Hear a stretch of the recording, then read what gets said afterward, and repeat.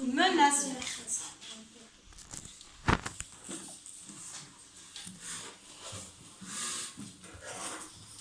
Jasper le lapin avait besoin de nouvelles culottes. Ce mercredi-là, sa mère l'emmena dans un grand magasin où elle prit 3 paquets de tout blanc. Mais alors qu'il se dirigeait vers les caisses, Jasper les repéra. Les culottes d'enfer, si effrayantes, si confortables, elles étaient magnifiques. « Maman, est-ce qu'on peut prendre celle-ci ?» demanda Jasper. « Elles sont un peu trop effrayantes à mon goût, répondit sa mère. « Elles ne sont pas effrayantes, elles sont super. Je suis plus un petit lapin, mais un grand maintenant. » Sa mère accepta d'en acheter une. Cette nuit-là, Jasper le lapin enfila sa super nouvelle culotte avant d'aller au lit. « Veux-tu que je laisse la lumière allumée dans le couloir ?» demanda son père. « Papa, je suis plus un petit lapin, mais un grand maintenant. » Son père ferma la porte. Et c'est alors que Jasper remarqua que sa culotte brillait d'une lueur verte mégale. Il ferma les yeux. Il tira sa couverture. Il enfonça la tête dans son oreiller, mais rien n'y faisait. La lueur verte macabre était toujours là. Jasper sauta du lit et il enfila une culotte tout blanc. Puis, il fourra la culotte d'enfer tout au fond de la corbeille de linge. Et il finit par s'endormir. Mais lorsqu'il se réveilla le lendemain, il portait une culotte d'enfer. Avant d'aller à l'école, Jasper la jeta à la poubelle. Il était toujours un grand lapin. Il n'y avait pas à avoir peur. Mais il en avait fini avec la culotte d'enfer. Au retour de l'école, Jasper faisait ses devoirs quand il entendit un petit grattement qui provenait de la commode. Il ouvrit le tiroir et elle était de retour. Elle le regardait avec cette macabre lueur verte. Du coup, il l'arracha brutalement du tiroir.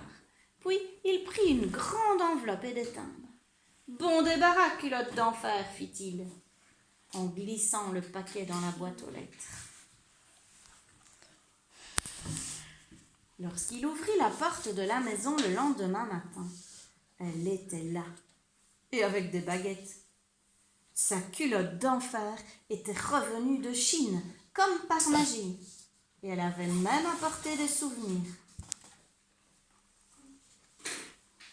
Excédé, Jasper prit alors les ciseaux à coudre de sa mère. Elle n'aimait pas que d'autres les utilisent, et surtout pas les enfants. Mais l'urgence de la situation le justifiait. Cette fois, c'en serait bien fini de la culotte d'enfer. Au moment de se coucher, il ouvrit lentement son tiroir à culottes. Rien, juste des culottes tout blancs.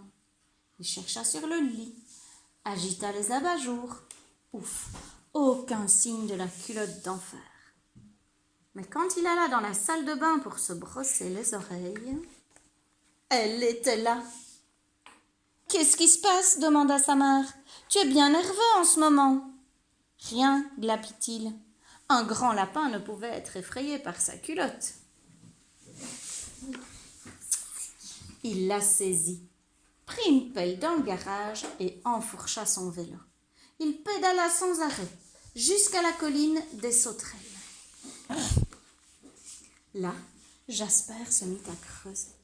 Il creusa jusqu'à être plongé dans le noir, profondément, bien assez pour une culotte d'enfer. Il la jeta tout au fond. Elle brillait toujours de cette macabre lueur verte, mais pas pour longtemps. De retour chez lui, Jasper s'approcha lentement de sa commode. Elle ne pouvait pas être là, impossible, pas vrai ? Il saisit la poignée, risqua un coup d'œil. Rien, juste des tout blancs. Jasper sourit et éteignit la lumière.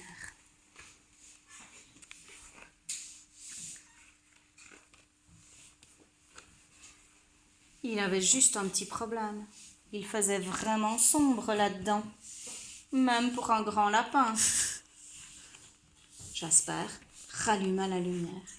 Il regarda sa culotte tout blanc, bien tristounette, et sut ce qu'il avait à faire.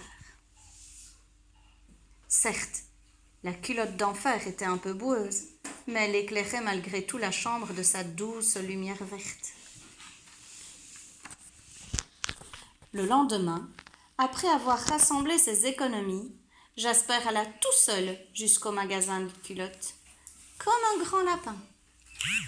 Et cette nuit-là, comme les suivantes, Jasper n'eut plus jamais peur.